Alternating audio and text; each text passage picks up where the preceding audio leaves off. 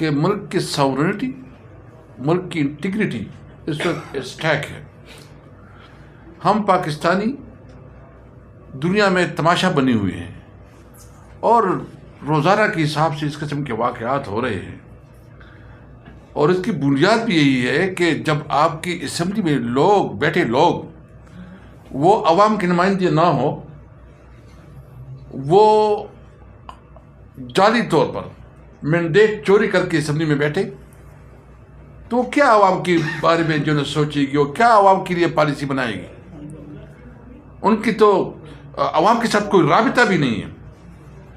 اس طرح سندھ میں آپ دیکھ رہے ہیں، سندھ میں بھی بے چینی بڑھتی جا رہی ہے. جو اس وقت پانی کا مسئلہ ہے، بہت سیریس پرابلم ہے. ہم گئے تھے، ہم نے وزٹ کیا، ہم نے اس کی لب و لہجہ دیکھ لیا. بہت خطرناک جذبات ادھر بھی ہے. ہمارے صوبے میں آپ دیکھ رہے ہیں کہ روزانہ کے حساب سے جو ہو رہا ہے، ان کو تو فرصت نہیں ہے کہ طارق انصاف کے خلاف جو ہے نا کریک ڈاؤن ہو، طارق انصاف کی پارٹی کو کیسے توڑے، ان کے خلاف جو ہے نا پروپیگنڈا کیسے کرے، کیسے طارق انصاف کے خلاف جو سازش کر کے اس کو کمزور کرے. اس کو کوئی فکر نہیں ہے اس ملک کا. اس لیے ہم آج مطالبہ کرتے ہیں کہ نمبر 1، ان حکومت پہ اگر تھوڑی بھی بہت ضرورت ہوتی تو کم از کم یہ پبلکلی جو ہے نا قوم سے معافی مانگتے اور استعفیٰ دیتے.